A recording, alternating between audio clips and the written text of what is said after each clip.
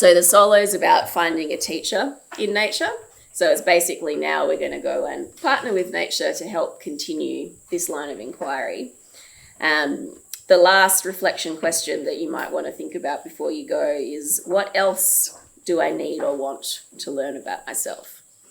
Because I want you to have something quite focused, because then when you go out to your solo site, you're going to use the techniques we've been practicing. So you're going to have the intention of asking who is going to be your teacher for helping you with your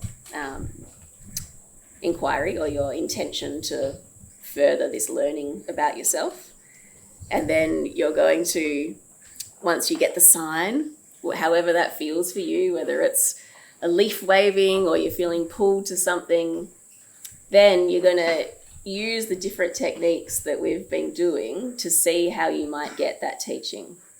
So it might be through communication, like it might be a question that you ask directly to that being of nature.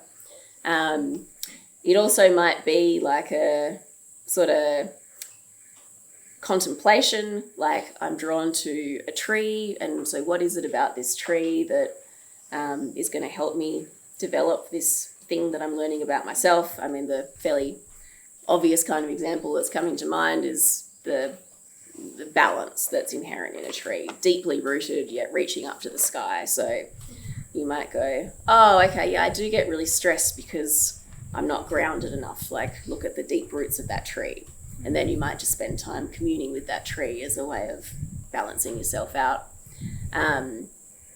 You could also ask, to be shown what it is you need to learn in a more felt, energetic kind of sense. Like you might, sit by a flower, if that's what's drawn you over, and ask it to show you. And so you might, still yourself and then get a sensation in your body that helps reveal some kind of insight or learning. So it's a way of practicing some of these techniques, but with a very focused intention.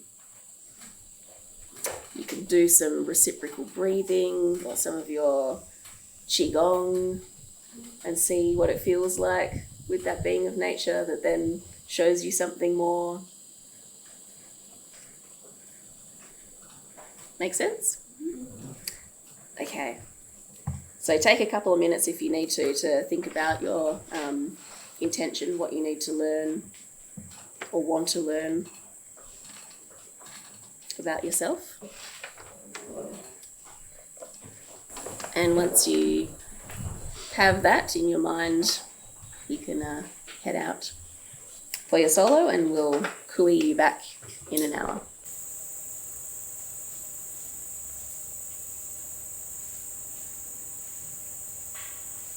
I guess in wrapping up this little section, which has come up in what some people have shared around relating. So over the course of these 5 solos that you've done, you may have noticed that you have a certain pattern. Patterns with how you are relating with your site. So it could be in how you're approaching it. Like maybe you've caught yourself going, I'm sort of rushing into my site and wanting to, get what I need to get from this experience. Or maybe I'm quite self-conscious and maybe I have a challenge like asking for what I need. Maybe I'm always giving too much of myself. And maybe conversely, sometimes it's like, I need to remind myself that it's a 2-way relationship, and I don't just need to come in thinking about what I need to get from it, but it's how this can be a sort of mutual, reciprocal relationship. So you might have noticed a certain pattern with how you operate, and probably quite naturally people start to think about how does that relate to their relationships with humans. So there's just a little question in your workbook to help you reflect on that, because this is another sort of key thing that nature can start to teach us as well. So have a little reflection on your patterns of relating. I jumped ahead of myself one question. I phrased the question like the other way around in the workbook, so you can approach it that way too. Of reflect on your personal patterns of relating in normal life and how do they relate to your relationship with nature. So I verbally asked you one way and wrote it down the other way, but both are valid, so see what you come up with.